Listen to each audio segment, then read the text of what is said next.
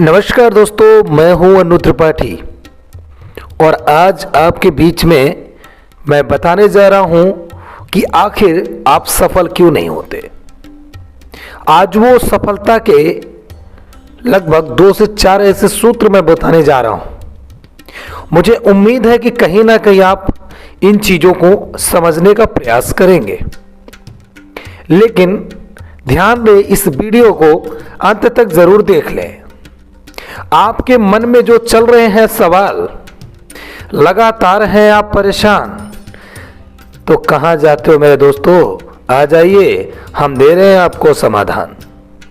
आज मैं आपको बताने जा रहा हूं सफलता के वो राज। आखिर आप क्यों नहीं सफल होते हैं? आखिर वो कौन कौन से कारण हैं जो कि मैं आपको अपनी एक छोटी छोटी कहानियों के माध्यम से समझाने का प्रयास कर रहा हूं। मुझे उम्मीद है कि आप इसे समझने में सफल होंगे। तो आइए स्टार्ट करते हैं।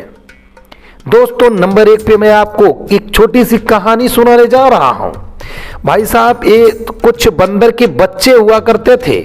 उन बंदर के बच्चों को अक्सर कुत्ते गली के मार दिया करते थे। लेकिन एक दिन जब वो बच्चों की माँ, यानी कि बच्चों की जो माँ थी, उसको जब पता चलता है, वो आक्रोश में आकर के मैदान में उतर जाती है। मैदान में उतरने के बाद तमाम जाने कितने प्रकार के कुत्तों को साफ कर देती है, यानी खत्म कर देती है।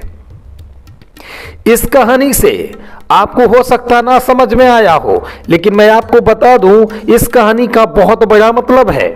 इस कहानी का मतलब है कि जब जो दबे कुचले तमाम गरीब जो लोग होते हैं अक्सर परेशान रहते हैं, लेकिन जब लगातार उनके ऊपर अत्याचार होता रहता है तो कोई ना कोई व्यक्ति उनके बीच में अवतार लेता है।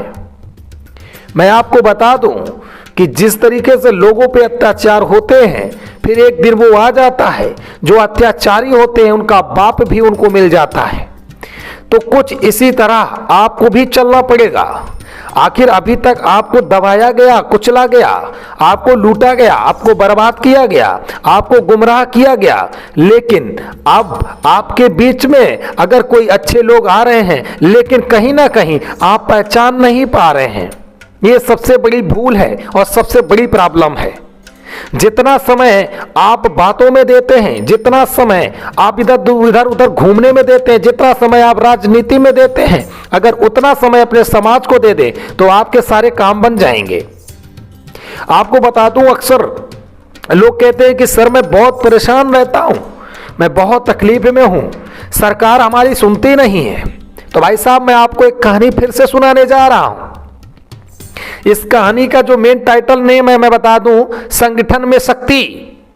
आपको बता दूं कि आज भारत देश के अंदर कई तबके के लोग हैं, कई तमाम ऐसे लोग हैं जो संगठित नहीं होना चाहते हैं। एक अंदर डर है, सोए हुए बैठे हुए हैं। अगर कुछ जाग करके काम करना चाहते हैं ना, तो उनके पीछे उंगली करने वाले लोग बहुत हैं, और उंगली कर करके उनका भी जो मनोबल है गिराने का काम करते हैं। इसलिए आप असफल हो जाते हैं। अगर उदाहरण की बात करूं, मान लो आपके समाज में 10,000 लोग हैं, जिसमें 2,000 लोग जागृति अवस्था में हैं, बाकी के सब निंद्रा अवस्था में हैं। लेकिन जो लोग निंदा अवस्था में हैं, वो 2,000 को उंगली कर करके उनको भी सुलाने का काम करते हैं। खुद तो सो रहे हैं, दूसरे को भी सुलाने का काम करते हैं। और यही सबसे बड़ा कारण है कि आप हर बार हार जाते हैं। कई बार ऐसा भी होता है, देखा भी गया है कि लोग कहते हैं कि भैया हम लोग एकता बनाना चाहते हैं, लेकिन कुछ तत्व लोग एकता नहीं बनाते, जिस वजह से उन्हें भारी नुकसान झेलना पड़ता है और आजीवन के लिए उन्हें अपने काम से हाथ धोना पड़ता है। इसलिए आप सभी से मैं इस वीडियो के माध्यम से एक ही चीज कहना चाहूंगा कि संगठन में जो शक्ति होती है वो किसी में भी शक्ति नहीं होती है। संगठन वो होते हैं कि हर एक किसी को गिराने का काम करते हैं। वो जिसको चाहेंगे उसको बना देंगे, जिसको चाहेंगे उसको गिरा देंगे। इसलिए मैं चाहता हूं इस कहानी से आप समझिए कि आपको संगठित होना चाहिए, और जिस दिन संगठित आप एक साथ हो गए, जिस दिन आपकी निंद्रा अवस्था खुल गई और जागृत अवस्था में आ गए, विश्वास रखिए हमारा कि आप हर काम बना सकते हैं। आपको बता दूं कि एक लकड़ी को आसान तरीके से तोड़ा जा सकता है, लेकिन अगर 5 लकड़ियां सेम साइज की अगर एक साथ दे दी जाए तो उसे नामुमकिन है तोड़ना। इसी तरह एक संगठन होता है कि सिंगल व्यक्ति को दबाने के लिए हजारों लोग पीछे लग जाते हैं, लेकिन जब आपकी संख्या हजारों में होती है तो किसी की औकात भी नहीं कि आपको दबा सके। तो इसलिए इस कहानी से पता चलता है कि आप लोग संगठित रहें, और संगठित नहीं रहेंगे तो आपके साथ लगातार ऐसे ही अत्याचार होगा और लगातार आप हारते रहेंगे। और दोष अक्सर लोग सरकार पर डालते हैं।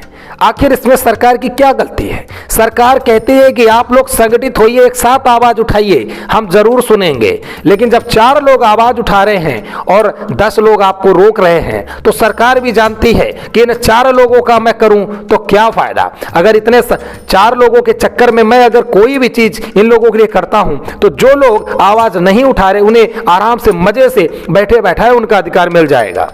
तो बहुत सारी चीजों को सरकार भी समझती है, सुनती है, लेकिन आप लोग मुंह उठा करके सरकार को दोष देते हैं।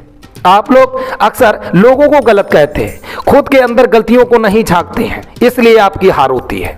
तो मैं आपको बता दूं कि अगर आपको जीत हासिल करनी है तो संगठित हो जाइए, और जिस दिन संगठित हो जाओगे उस दिन अपने आप में देख लेना कि आपका जो वर्चस्व होगा कितना बड़ा हो सकता है। लेकिन हमारा काम है आपको समाज में चलना सिखाना, समाज के राह के पथ पर सच रास्ते पर चलाना। चलना ना चलना ये आपके ऊपर है। मैं आपको सिर्फ कह सकता हूं, बता सकता हूं। आपको बता दूं, हां, जंगल में जितने पेड़ सीधे होते हैं उनको अक्सर काट दिया जाता है, और जो थोड़े से तिरछे पेड़ होते हैं, टेढ़े पेड़ होते हैं, उनको छोड़ दिया जाता है। क्यों? क्योंकि टेढ़े व्यक्ति का जल्दी काम नहीं आता है, सीधा व्यक्ति हर वक्त मारा जाता है। इस कहानी से भी ये पता चलता है कि ज्यादा से ज्यादा सीधा भी नहीं बनना चाहिए। सीधा बनने से अक्सर आपके साथ गलत हो सकता है, इसलिए थोड़ा सा टेढ़ा बन के रहिए और अपनी एकता का बल सरकार तक पहुंचाइए। सफलता आपको जरूर मिलेगी, लेकिन अगर आप सोए रहेंगे, अगर आप जागृत नहीं होंगे, आपकी हार लगातार होगी। आप चाहे कितना भी प्रयास कर ले, आप इस चीज का विशेष ध्यान दीजिए। मैं आपको इस वीडियो के माध्यम से मैं चाहता हूं कि आपके हर वो काम बने, लेकिन आप नहीं बनाना चाहते।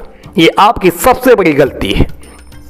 एक दूसरे के प्रति गलत टिप्पणी करते हैं, आप एक दूसरे को गलत कहते हैं, इसलिए आप हार जाते हैं। अगर जीतना है तो संगठित हो जाओ, एक साथ एक दूसरे का मुंह ताकना बंद कर दो, लालच अपने दिमाग से खत्म कर दो। जीत आपकी अवश्य होगी, ये मैं आपको विश्वास के साथ कहता हूं, वादा करता हूं आपसे। परेशान होने की जरूरत नहीं, हर एक चीज आप हासिल कर सकते हैं, लेकिन एक साथ संगठित हो जाइए, ये मैं आपसे वादा करता हूं। संगठित हो जाइए और जुड़ जाइए, और उन लोगों के साथ जुड़ जाइए जो आपके लिए लड़ रहे हैं। अक्सर आगे आकर के साथ को राम मचा दीजिए, फिर देखिए कि आपकी जीत होती या नहीं होती है। मैं आज इस वीडियो में इतना ही बताना चाहता हूं। और भी जानकारी लेना चाहते हैं तो हमें कमेंट में करें, मैं जरूर उसके बारे में चर्चा करूंगा। नमस्कार, अन्नू त्रिपाठी। जय हिंद, जय भारत, भारत माता की जय, वंदे मातरम।